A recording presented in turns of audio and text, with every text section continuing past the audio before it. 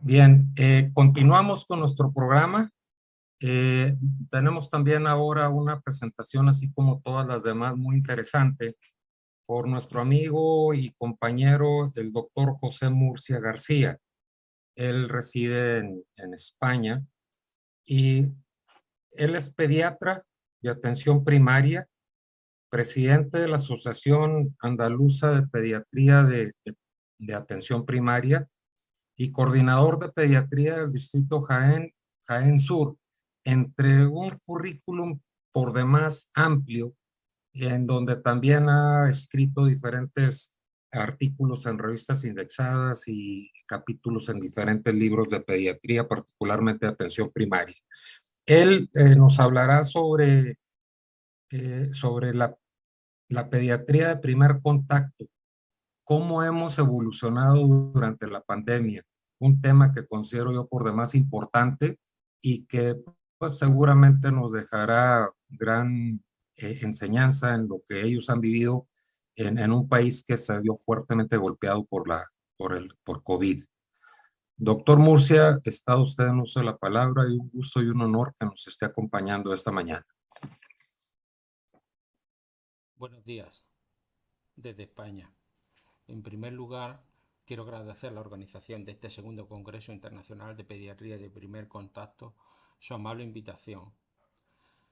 Es para mí un gran honor el poder estar con ustedes esta mañana. Decirles que trabajo en el sur de España, en la Comunidad Autónoma de Andalucía, en la ciudad de Jaén, al nordeste de esta comunidad.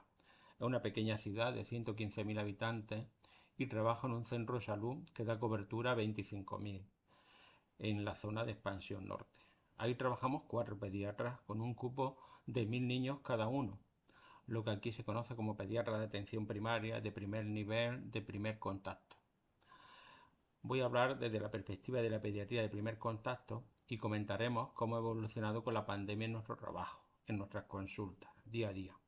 Decirles también que en nuestro centro de salud hemos estado trabajando de manera presencial durante toda la pandemia los 4 pediatras, pues este centro ha permanecido siempre abierto.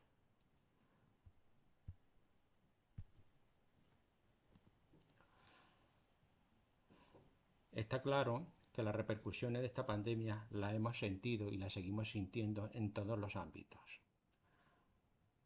En el ámbito familiar, en el ámbito personal, en el ámbito social, en el ámbito económico, en el ámbito profesional, en todo el colectivo.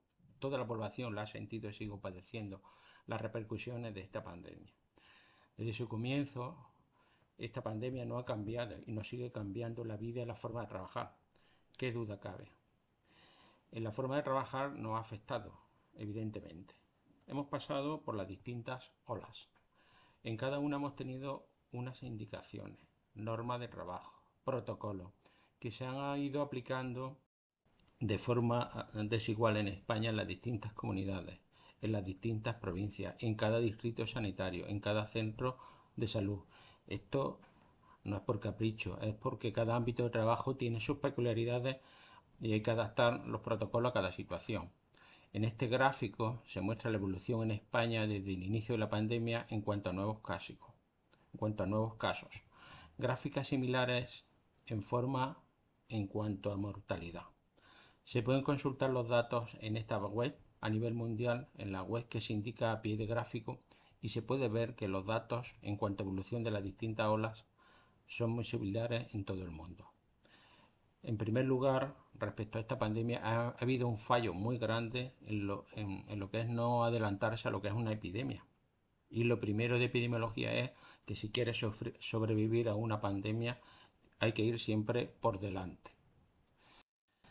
Se ha ido siempre a remolque y siempre después o actuando después de la sucesiva ola. Y esto ha pasado a nivel mundial. Y siempre con la incertidumbre de si se está haciendo lo correcto, con cambios continuos en los protocolos, casi a diario, en las recomendaciones, forma de proceder. Además, hemos visto una notable interferencia política en la toma de decisiones sanitarias. Respecto al impacto en la población infantil, esta pandemia nos ha dado y nos está dando unas cuantas lecciones.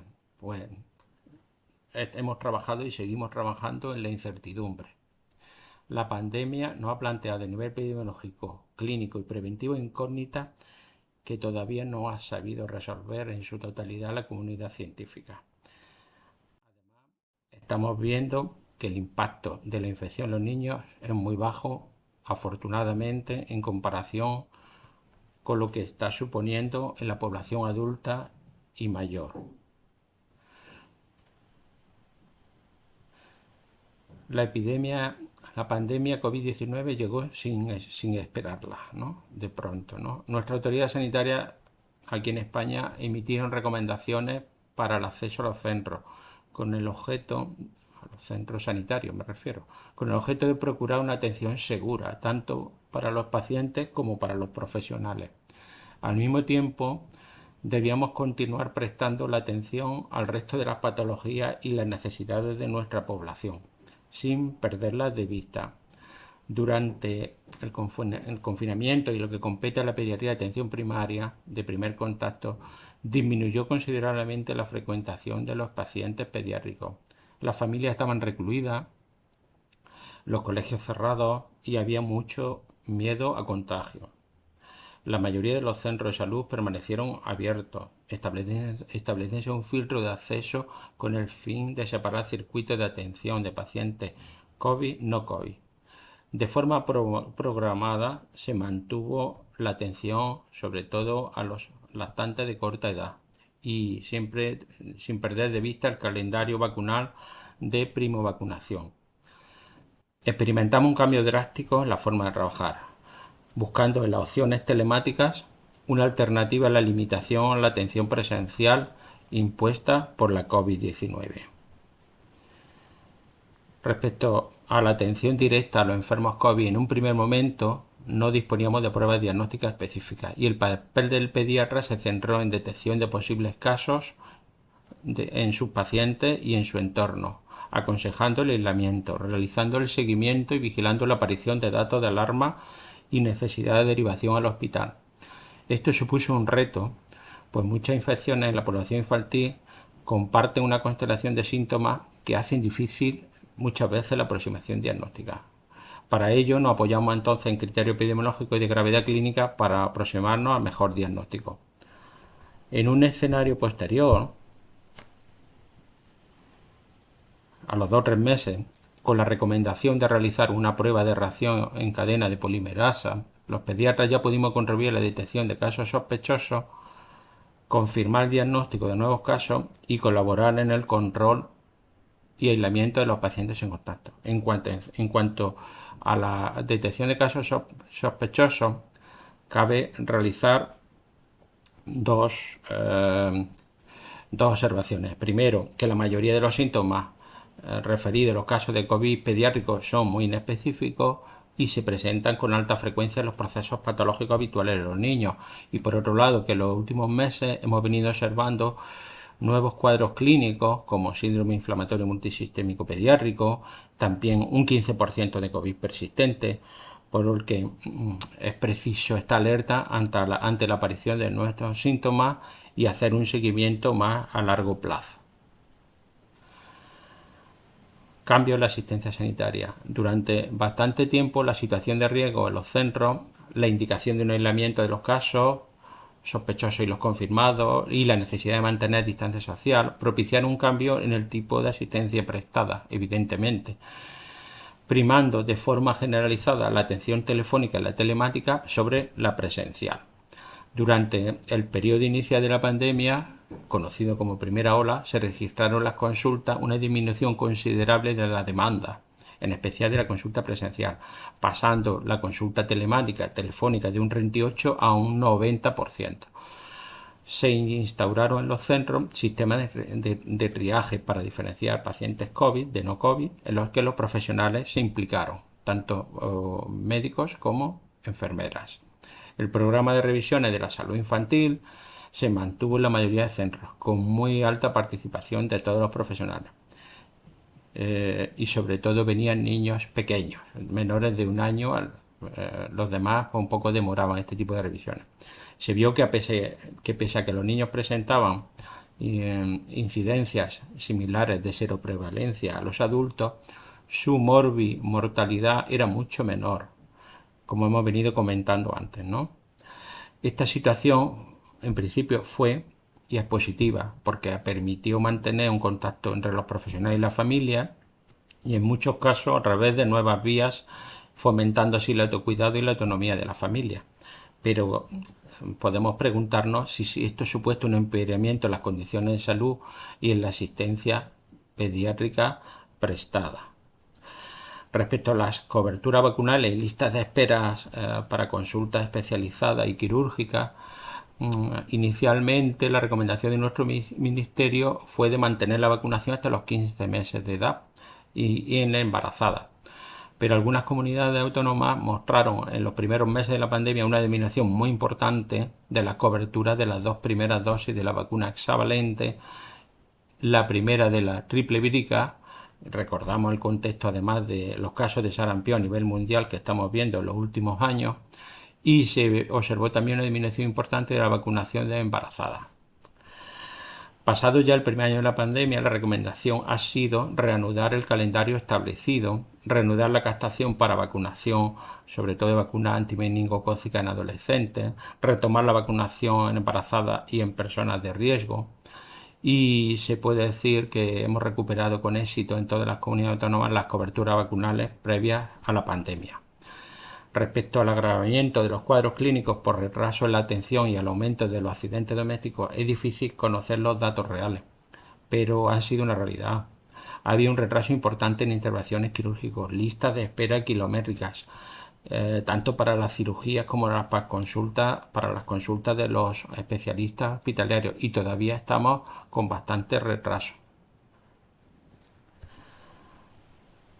Respecto a la supresión de estas actividades programadas, ha habido una interrupción muy importante en el seguimiento de patologías crónicas, sobre todo en el primer año, atenuada en parte mediante el contacto telefónico con las familias.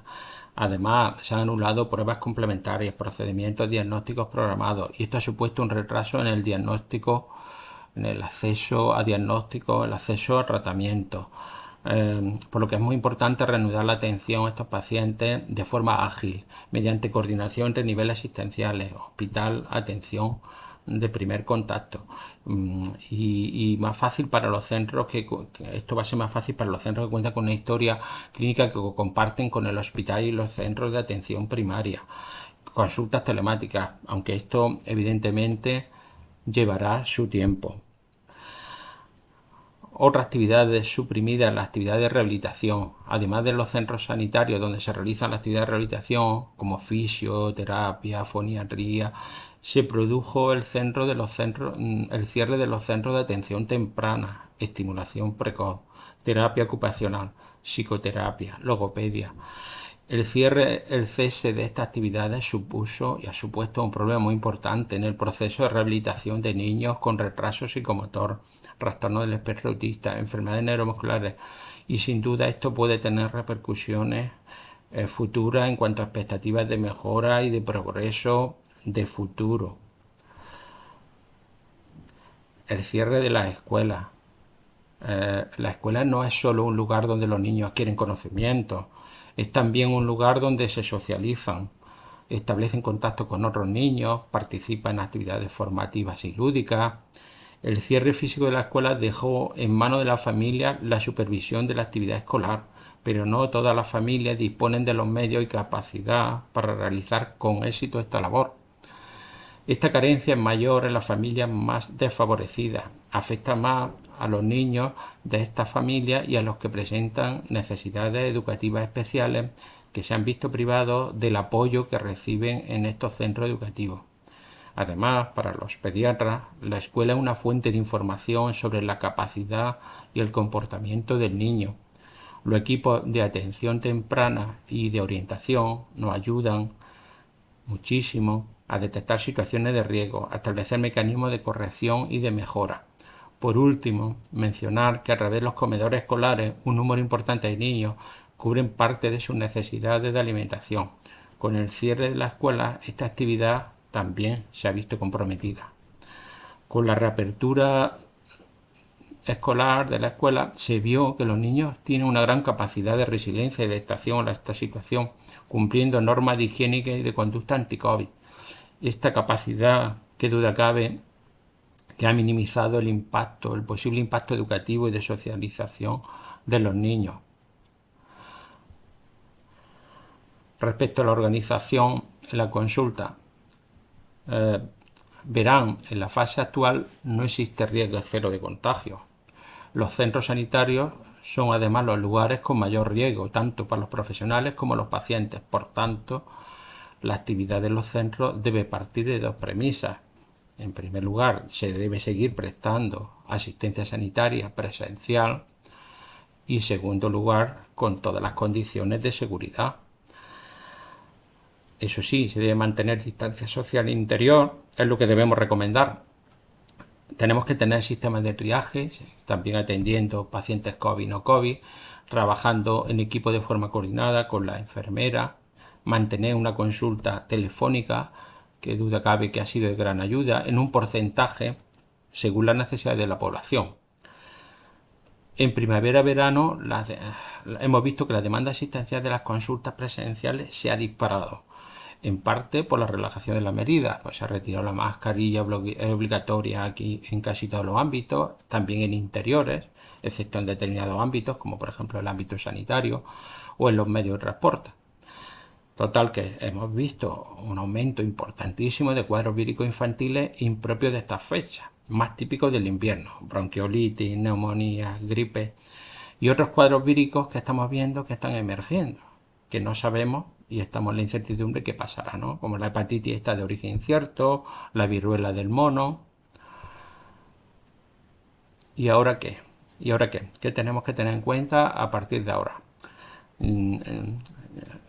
Llegamos al momento actual tras un periodo de confinamiento, de sucesivas olas, como hemos visto, ¿no? En el que aumentaron todas las actividades sedentarias, se alteraron las rutinas y los hábitos.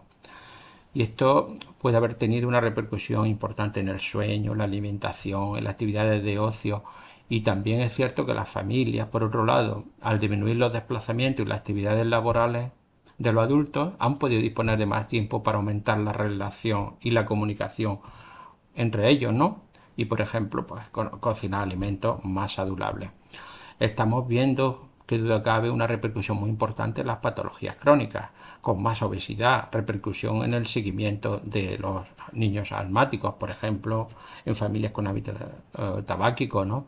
Empeoramiento de estas situaciones, mal control, aumento del consumo y del abuso de las tecnologías.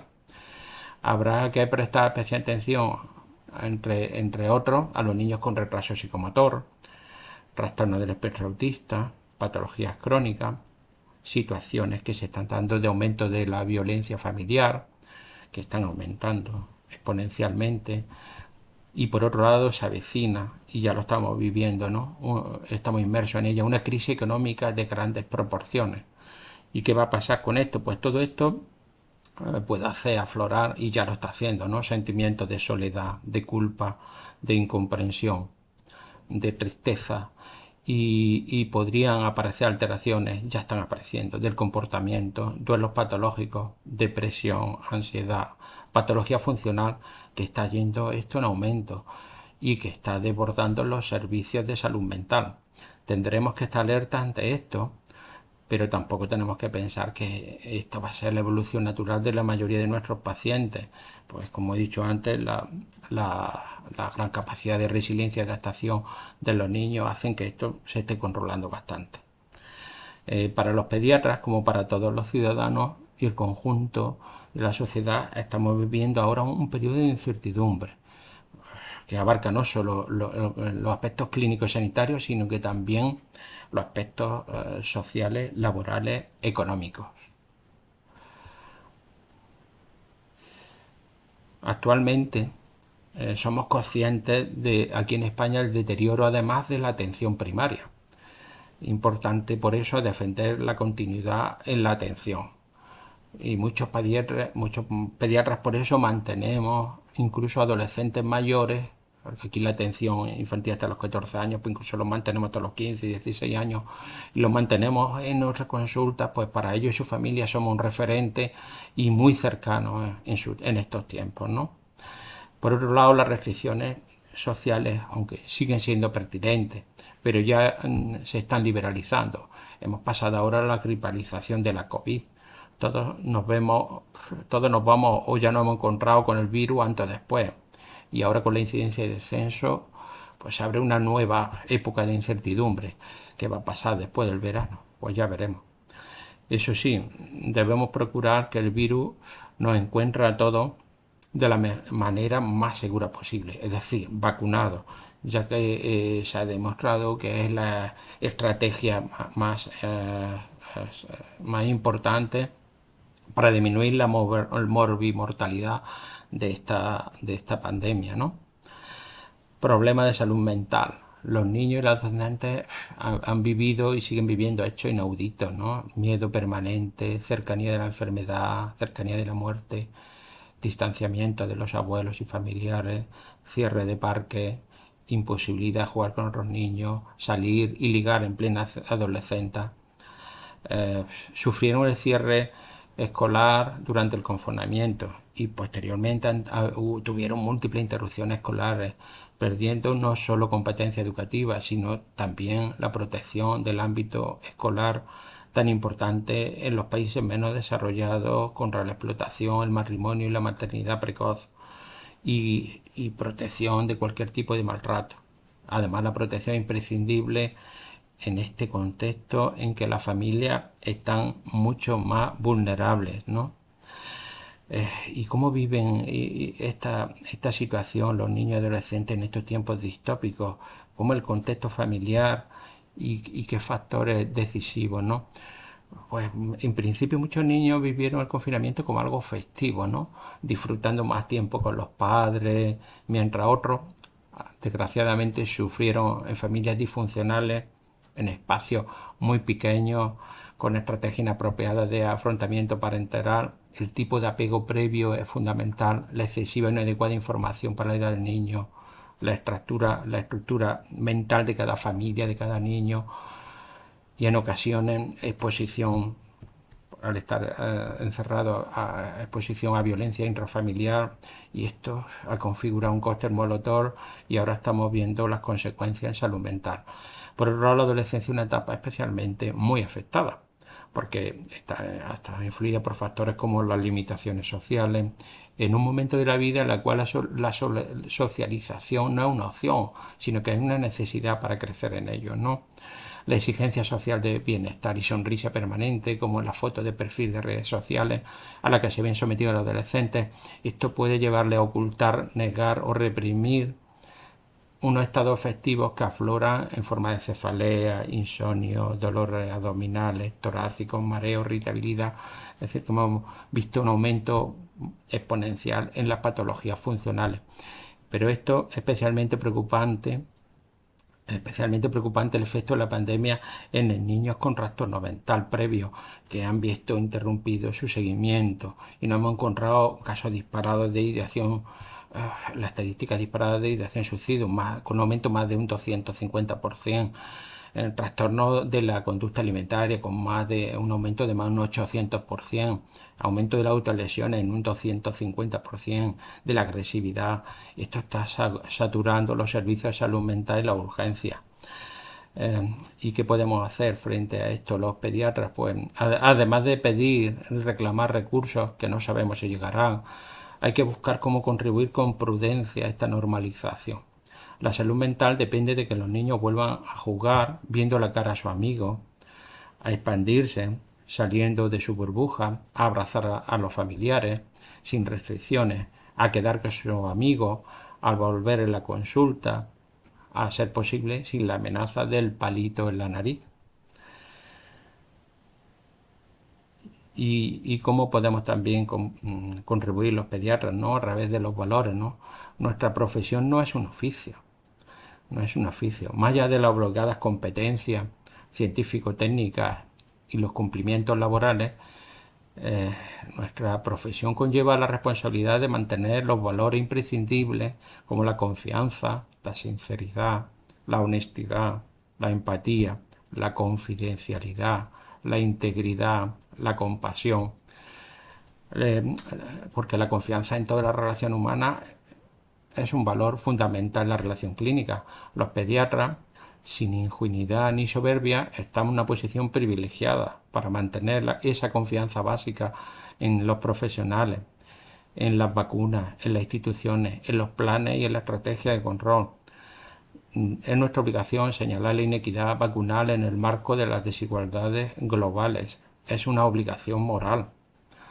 Promover dudas o rechazar vacunas no tendría consecuencias beneficiosas para el resto del mundo, pero sí abonaría la incertidumbre, crearía brecha de confianza y esto podría dañar las coberturas vacunales y esto podría aumentar además la reticencia general a las vacunas. Los pediatras, como todos, vivimos en constante paradoja en esta situación, con situaciones contradictorias, injustas, que no siempre podemos resolver. Asumir estas contradicciones sin colgarnos de utopía ni agitar posiciones extremas es un signo de madurez, de salud mental y de riqueza psíquica. No es debilidad. Se puede ser un pediatra con sensibilidad global y a la vez apoyar las estrategias locales desde la responsabilidad y desde nuestra humildad científica. En último lugar, es difícil precisar la influencia de este tiempo que está marcado por la fatiga pandémica física y psíquica en el conjunto de los compromisos éticos que configuran nuestra profesionalidad. La pandemia, en nuestro contexto en España, ha aterrizado en una sociedad muy exigente, con pacientes hiperdemandantes, con un gran deterioro de la sanidad pública. Esto es una mezcla explosiva y desmotivadora que nos pone en riesgo permanente de burnout y nos enfrenta al reto de mantener la profesionalidad, sin descuidar nuestra salud física y mental, sin los cuales no podemos mantener la calidad de la atención a nuestros pacientes. Para terminar, unas reflexiones finales, ¿no? Hasta ahora, la COVID, ¿no?, en su algo más de 2 años de protagonismo, ha demostrado que produce en los niños una enfermedad grave muy excepcionalmente y afortunadamente, ¿no? Por otro lado, la pandemia ha causado un gran impacto psicológico, económico, laboral, social, en la mayoría de las familias, con una crisis social y económica sin precedentes. Crisis que ha subrayado la importancia de los determinantes sociales de la salud y la necesidad de un enfoque biopsicosocial de la pediatría. Porque sin esta orientación, hoy más que nunca, podemos estar en una consulta o en un hospital pediátrico sin ser verdaderos pediátricas. Pero este tiempo difícil, complejo y lleno de incertidumbre y aristas, para nosotros es una oportunidad de oro para poder reflexionar sobre aspectos importantes que más allá de los científicos configuran nuestra identidad como pediatra. Porque el pediatra que solo sabe de medicina, ni medicina sabe. Muchas gracias por su atención y les deseo que tengan un buen día, un buen congreso. Muchas gracias.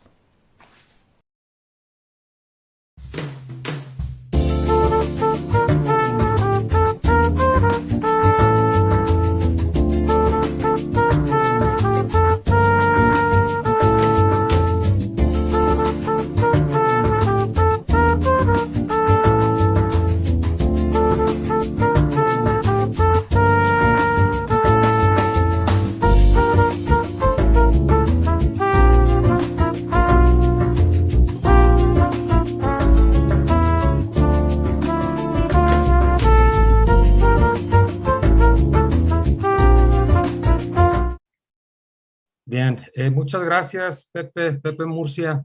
Excelente presentación. En lo particular, considero que las experiencias que nos has compartido de lo que ha sucedido en el área donde tú te encuentras en España, pues son en cierto modo un tanto cuanto similares a lo que ha sucedido acá con nosotros. Pero de todos modos, todo eso hace que obtengamos información de lo que sucede en otras partes del mundo. Muchas gracias, Pepe. Agradecido de antemano. y esperemos que no sea la última vez que compartes con nosotros. Que tengas una muy buena tarde allá en España.